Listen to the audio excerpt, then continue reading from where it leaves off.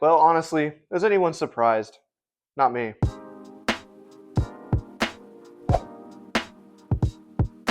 Welcome back to Jags Japan, where we talk all things Jacksonville Jaguars and all things Japan and Japanese culture. And I'm just a guy. This is the post-game show. Jacksonville Jaguars lose to the Texans 36-29 in a crazy game. I know Jags fans. I know y'all are going to be fuming after this, as the Jaguars were up 29-10 at one point in the game. But as I very much know, I kind of saw that coming, and it's why a lot of the times I can never feel comfortable with this team. They don't have a good defense, they don't have a good offense, and they just kind of let the Texans hang around. They let Davis Mills, they let that guy come back and pull off an all-time game and beat them. And there's been a lot of concerns for the Jaguars for a while now on, a lot of facets of their game. For me, mostly on defense. They get a lot of turnovers. That's great. They can stop the run. That's great. But you know what they do? They also get absolutely shredded in the pass game. I don't even care who it is. Last week against, a very below average passing attack in Geno Smith and the Raiders, got absolutely shredded. It was their best game. And then this week, again, Davis Mills, the backup quarterback for the Houston Texans, finished the day 27 of 45 for almost 300 yards, 2 touchdowns, a running touchdown at the end to win the game, and of course a pick early on in the game. What to make of this game? I know everyone's going to be just dogging on Trevor. Just absolutely, I'm basting him for who knows how long. I mean, people have been doing that all season. I feel like the conversation around Trevor Lawrence is that, he sucks. He's terrible. He's the worst quarterback in the NFL history. I'm not putting this game on Trevor Lawrence at all. I don't know how people can look at Jags games a lot of the time and see that it's all Trevor's fault. That's just my opinion. You can disagree with me. That's fine. I want to go through another 10-year quarterback purgatory with who knows who back there. No, Trevor's fine. He's a decent quarterback. He played well last week. He had some good moments this week. But, of course, we didn't win the game, and his stats don't look good, so everyone's going to say that Trevor Lawrence sucks. But I'm not going to do that. Trevor Lawrence is probably the worst fantasy/stats quarterback I think I've seen in a long time. He's literally, I think, in my opinion, the opposite of Blake Bortles. Blake Bortles was a guy that was terrible, would lose us games constantly, throw horrible interceptions, but then he'd end the game with over 300 yards and 3 touchdowns, and we'd be like, oh, well, his stats look good, his fantasy numbers look good. Trevor Lawrence is the opposite. Trevor Lawrence makes really good throws, makes good reads down the field, but you look at his stats, and it's like, geez, is he the worst quarterback of all time? And that's kind of what a lot of people care about. I don't care about that. I just care about wins. They didn't get the win today, but this defense, how do you let Davis Mills and that offense, who they only got Nico Collins and Dalton Schultz, absolutely just tear you apart in the second half? I'd put a lot of blame on Campanile. I feel like the way the game was going, it feels like that the defense just let them score in the second half like nonstop. Looking at the score here, the Texans had 26 points in the fourth quarter. Now, obviously, 6 points of those are on the last play of the game. Didn't matter, but 20 points in the fourth quarter, right? So you look at the game flow of this game, and you see the Jags start off great. They get that great interception on like one of the first drive of the game, and then we get another turnover. So we turn that into 10 points on special teams. Turnover on special teams. We turn that into 10 points. Everything's looking good. This is looking like a comfortable win. I'm sitting back in my chair. My feet are up. I'm enjoying a drink. Hey, we're going to coast this one to a win. But I also felt a little bit weary because the Texans defense is the number one defense in the NFL. The Texans defense, in my opinion, also won them this game. When you look at how they totally shut us down for almost all the game. The Jags really, in my opinion, I think only had, I'd have to say, 1 or 2 good drives on offense the whole game. Yeah, they had a third quarter touchdown and third quarter field goal. Those were really the only drives that they had. Also in the second half, they did get a field goal early on to make it 20-3. But yeah, at one point it was 29-10, Jags on top, really comfortable win. And then in the fourth quarter, you just look at the fourth quarter, Houston touchdown, Houston touchdown, Houston touchdown, Houston touchdown at the last play of the game. So they scored 4 touchdowns in the fourth quarter. Yes, the offense has a lot to blame too. They got the ball back twice deep in their own territory and went 3 and out back to back. That, can't happen, especially when we're looking at. We know Texas defense is gonna get theirs. I mean, Danielle Hunter 4 sacks on the game. I mean, okay. Offensive line was not getting a lot of push up front either. As far as running the ball, Jacksonville Jaguars rushing attack. ETN 16 carries, 58 yards. That's okay. Trevor had a few on his legs as well. They didn't do enough. I knew it was going to be hard for them to run the ball against this Texas defense, but I think they should have gone it a little bit more, especially in that last few drives. I feel like they got away from that, and this Texans defense is just too good to try to pass on them. And that's one thing I thought going in the game. I thought the Jaguars were going to lose this game. I picked the Texans to win 17-13, and I didn't care who was playing at quarterback. As we know as Jags fans, it doesn't matter who's injured or who's not playing, and the Rams didn't have Puka Nacua. Oh my gosh, the Rams are out their number 1 wide receiver. The Jaguars should win this game. Nope, here's 35 points and Devontae Adams 3 touchdowns. So we should know, no matter who's injured, I don't care who, the Chargers next week, their offensive line, they're out both their tackles. I don't care. This pass rush is terrible. They're not going to get pressure from what I've seen. The Houston offensive line had a bunch of injuries, and they weren't very good either. And what we got, I want to say, 1 sack on the day, maybe 2. Josh Hines-Allen, again, nowhere to be found. Trayvon Walker had a pretty, I think, solid game, but I mean, he had a sack that was called back for roughing the passer, which was a terrible call. Terrible call, I get it, but that's just how it is. And I'm not going to play the ref game too. The ref really did screw us on a lot of calls, but it's the NFL. You got to rise above that and you got to win. For a team that leads the league in penalties, I'm not surprised that they're going to call, anything and everything. So anyway, offense couldn't run the ball today. And in the passing game, it was just kind of looked a little sluggish. Hats off to Parker Washington. Had a pretty solid touchdown reception early on. And hats off to Jacoby Myers. 3 targets, 3 receptions, 41 yards. Did exactly what we asked him to do, just catch the ball. And he did. He was pretty good. But for a team that's as banged up as the Jaguars are on the offense and defense, I'm not surprised that they lost this game. And I don't care who's playing for the Texans. This is just about the Jaguars and what they did. And they lost them to the game. They lost the game. 29-10, all the momentum. And you let up a 13-play, 65-yard for a touchdown. All right, 29-18. I'm starting to get nervous. It's like, oh, here we go. And then 3 plays, -4 yards, punt. And then 6 play, 51-yard, touchdown, 29-24. And the offense comes right out. 3 plays, 6 yards, punt. A minute taken off the clock. And then, of course, the touchdown drive. 14 plays, 93 yards, capped off with a Davis Mills, 15-yard touchdown run. Probably one of the craziest ways, I think. No one could have thought that, a 16-yard touchdown run. I actually had a little bit of hope at the end. I was like, oh, it's like 3rd and 15. In my mind, the only way the Texans were going to score was if they got like another BS pass interference call and then punched it into the 1. But that didn't happen. Davis Mills rolls out.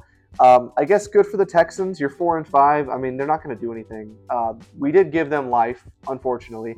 I was hoping the Jaguars would finally kind of bury them once and for all. Texans were fighting for their season, and it was clear that the Jags were kind of just trying to coast, maybe looking ahead to Chargers, maybe at home.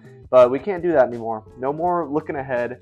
I mean, I personally was looking ahead. I was looking at this 3-game stretch, and I was hoping if the Jaguars can at least go 1-2 in this 3-game stretch, because in my season preview, I had them losing all 3. I had them going 0-3 in the stretch. I thought Texans on the road, that's going to be a loss. Tough game. Chargers at home, they're a good team. That's going to be a loss. And then Arizona, something just feels wrong about that game. It just feels like the Jaguars are going to lose in Arizona. And that's what I'm going to be expecting going forward. And the Jaguars could very well go 0-3 in this stretch if they're not careful. That's what I thought they would be going in. But if they can at least go 1-2 in this stretch, then they still have life and they could possibly make a run for a wild card. But the season's going exactly kind of how I thought. A little scary, honestly. I didn't think that they would beat the Chiefs or the 49ers at home, or the 49ers away and the Chiefs at home in prime time. So that was a surprise. But I also didn't think that they would lose to Seattle the way that they did. Jags are kind of like right where I thought they were. It's not the end of the world. Like I said, I know Jags fans. I know y'all are fuming right now. As you should be. I mean, that stings. I definitely had to go through a lot for myself to kind of separate my emotions a lot from football. This would be a game where I'd be throwing the remote, probably punching the TV, but I've kind of calmed myself down. It's just a game. We all got a life to live. It's all good fun. I love football. Huge Jags fan as always. I'm not going to let this team kind of ruin my day any longer. I think there are a few positives that we can, I don't know. It's kind of hard to look at positives, honestly, coming off a game like that. I thought Parker Washington was pretty good. A lot of people are saying, oh, extend Parker. I wouldn't go that far. I mean, he's a really good role player on this team. He's a solid 3 or 4 wide receiver, and he's good on special teams. Does that mean we're going to drop an extension into his lap?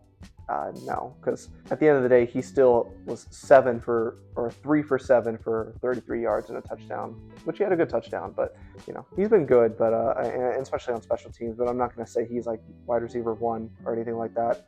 It's hard to kind of fathom how that game went. At the end of the day, I'm going to put it on the defense. Scored 29 points. Yeah, we got a turnover earlier in the game. That's great. I thought they were playing great early in the game. But you let 26 points in the fourth quarter against that offense with a backup quarterback, horrible offensive line.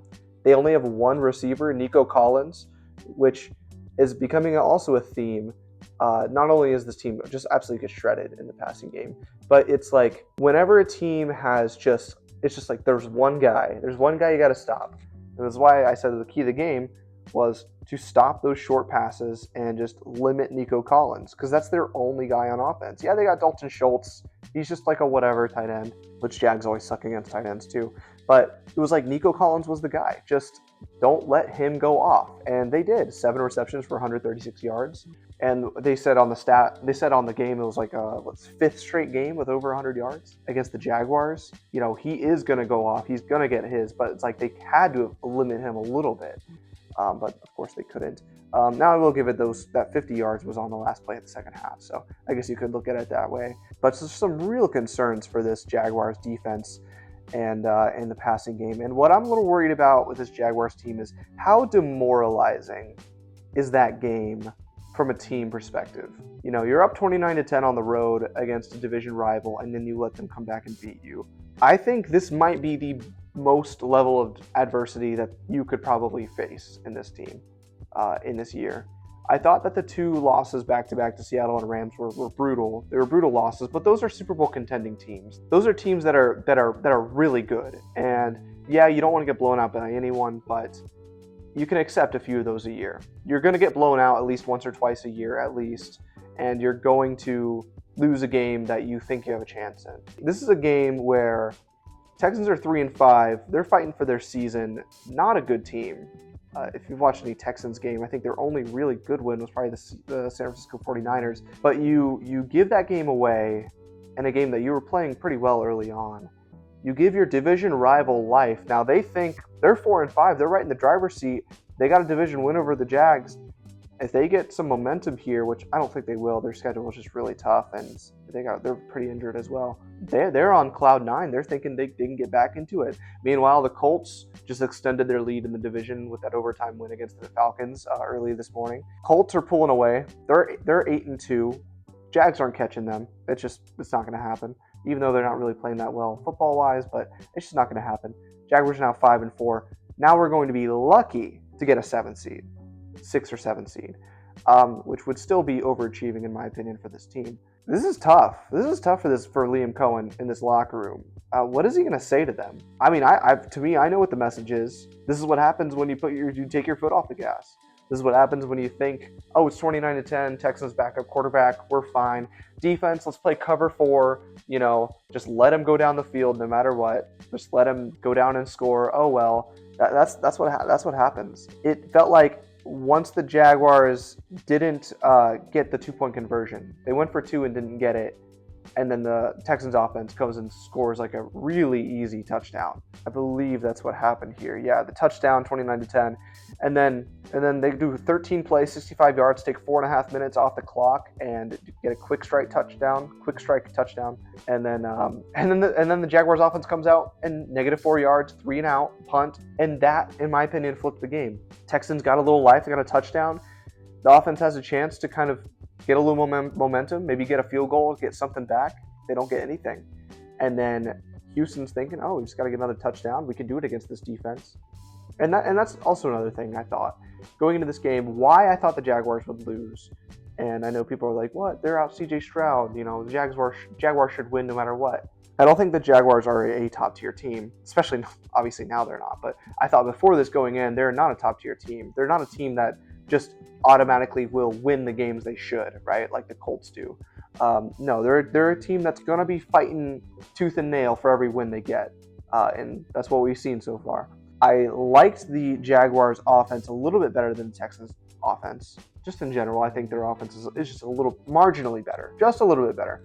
But the Texans defense is like miles better than Jaguars defense.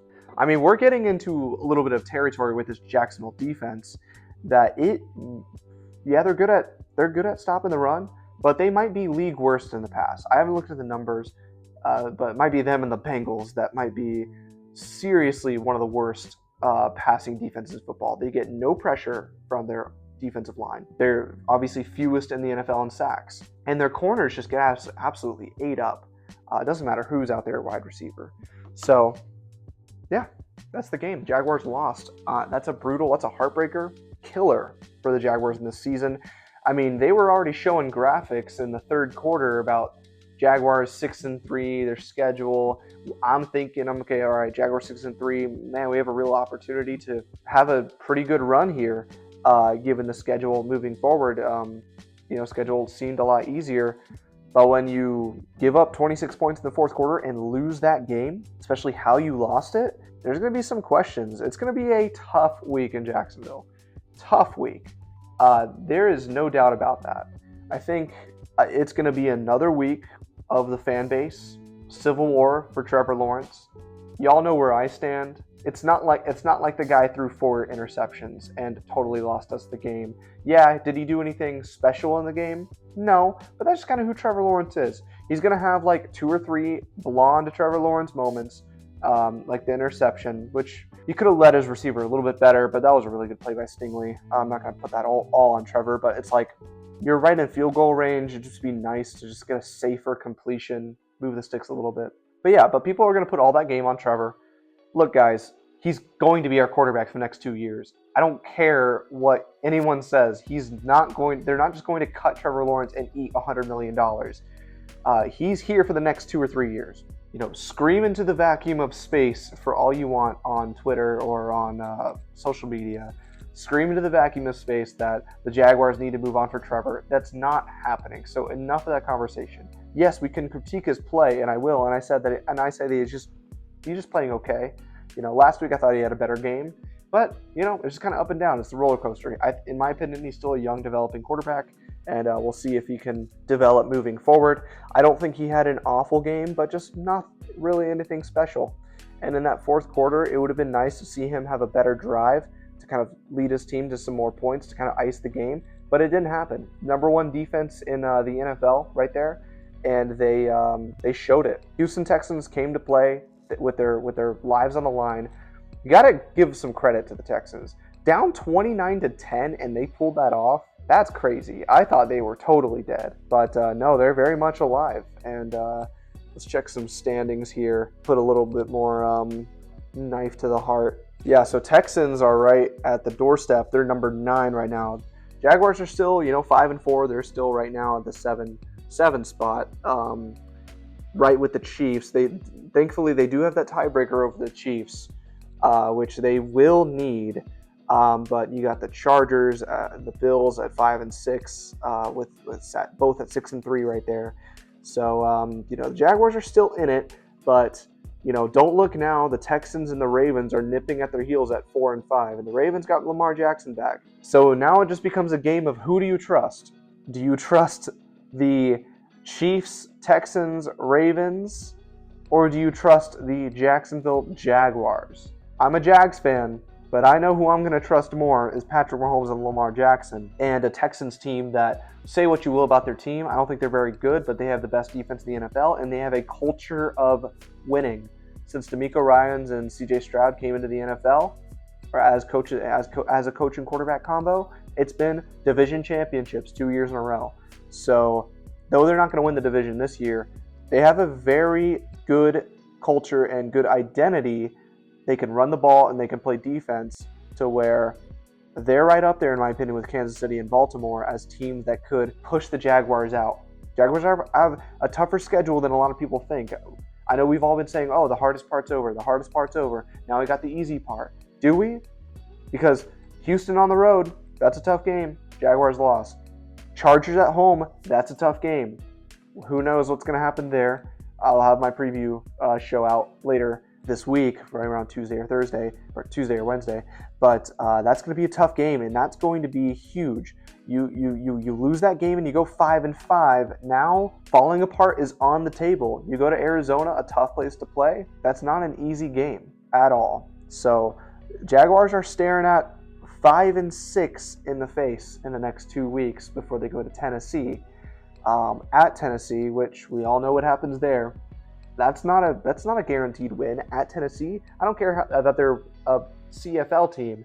The Titans at Tennessee, I mean, they were terrible in 2023, and the Jaguars lost to them to get knocked out of the playoffs at 9-8. So the Jaguars are staring at 5-6 at the face, possibly 5-7 if they don't get their act together.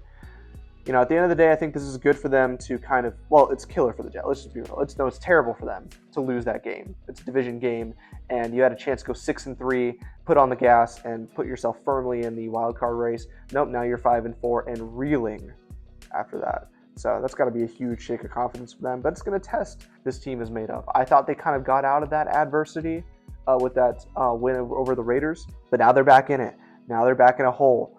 They have a winning record, thankfully, but it's not going to be for very long if they don't get their act together against the Chargers. So yeah, everyone, Jags fans, take a deep breath. It's going to be okay. It's just football. There's more to life than football. And that's kind of the attitude you got to have when you're a Jags fan. I'm sure you guys have kind of found that out. I had to find that out for myself after years of pain and misery that, yes, I love this team. Yes, I'm going to root for this team. I'm going to watch all their games. But that can happen. What we just saw can happen any given Sunday, especially when your team is the Jaguars. So obviously brutal loss. And yeah, like I said, it's November. And you know, it is the time to start looking at those schedules and those standings, because the playoff picture starting to take shape, and the Jaguars are clinging on to that 7th seed. Kansas City, I believe, Kansas City's on bye week, so is Indianapolis after this week, I believe. But like I said, who are you going to trust more, Patrick Mahomes and the Chiefs, who are surging, or the Jaguars? Yeah, I'm going to say that the Chiefs are going to have 11 or 12 wins this year, and the Jaguars, like I said, are on track to be an 8 to 10 win team. I think at this point, 8 wins would be a disappointing season, and at this point, 10 wins we'd all be happy. If they somehow win 5 more games on their schedule, we'd be elated. But I think it's heading towards a 9-8 season, barely missing the playoffs. And if they win nine games, what would we say about this team? I think we would say, hey, they won 4 games last year. Good start for the regime. But I think there would be a very bad taste in the mouth when you started out at 5-3 with Texans on the ropes and you let that game slip away. And that might have been what kept you out of the playoffs. And that's what hurts about today, in my opinion. Not that they lost. It's a week-by-week league. The Jaguars could lose any game on the rest of the schedule. But it's the fact that they had a chance to kind of put themselves in the driver's seat of the wild card chase. A lot of winnable games on the schedule going forward, and they didn't do that. They squandered it. So good for the Texans. I was hoping for the sweep here to kind of get the Jaguars' last revenge, but that's just not how it happens sometimes, and that's okay. Jaguars have a big game coming up this week against the Chargers. In my opinion, it's not like a must-win game or a... Well, no, in my opinion, I think right now the Chargers is a must-win game. I think that game at home is huge because I think that game could really dictate if the Jaguars actually make a playoff run this year. If they lose that game and go to 5-5, and now you have a tiebreaker lost against the Chargers, it really could come down between the Jags and the Chargers in that wild card race. When you think about it, two teams from the East are getting in, Bills and Patriots. I believe one team from the North is getting in the Steelers, but the Ravens are back with Lamar Jackson. You never know. And at least two teams are getting in from the West.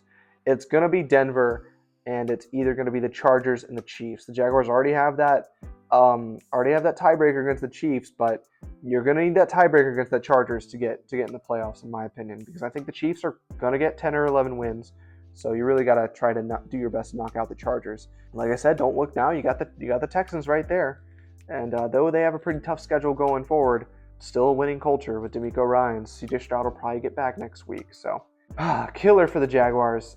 But hey, I'm glad to break it down. I'm glad to kind of give you guys a little bit of therapy. I'm sure I can't even imagine how mad a lot of you guys would be, because a lot of guys are, because yeah, I mean, I'm definitely pretty mad about it too. It's a huge bummer, but in the fourth quarter, I kind of saw it coming in that. So anyways, that's all I can really say about this game. Oh, I forgot. Offensive and defensive player of the game.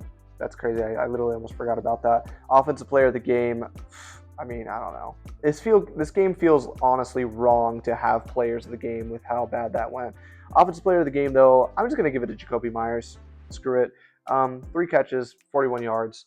I think he's been pretty good. A lot of people have been saying he's picked up the offense really good. We're going to need him because we don't really have any other passing attack other than Myers and Washington right now. De'Ami Brown has been a total non-factor this season.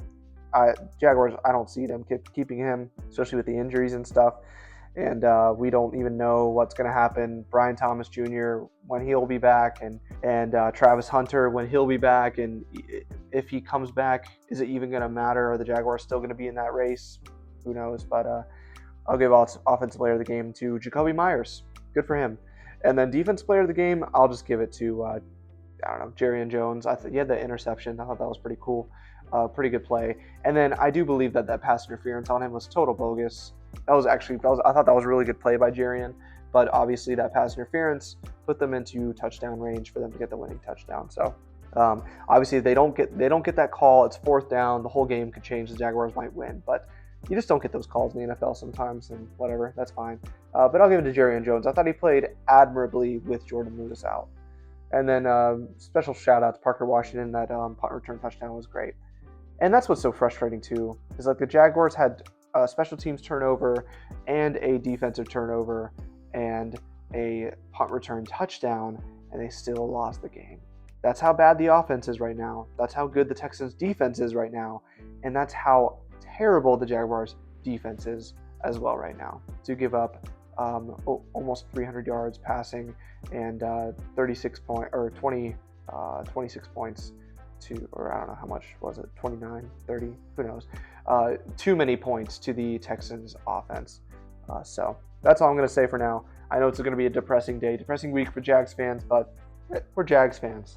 Kind of used to that. So anyways, thanks for watching. Thanks for staying tuned for more Jags fan content. I'll have my preview for the next week's game against the Chargers up soon, around Tuesday or Wednesday, so stay tuned for that. Thanks for watching, you guys, and have a great Sunday. Go Jags, and I'll see you later.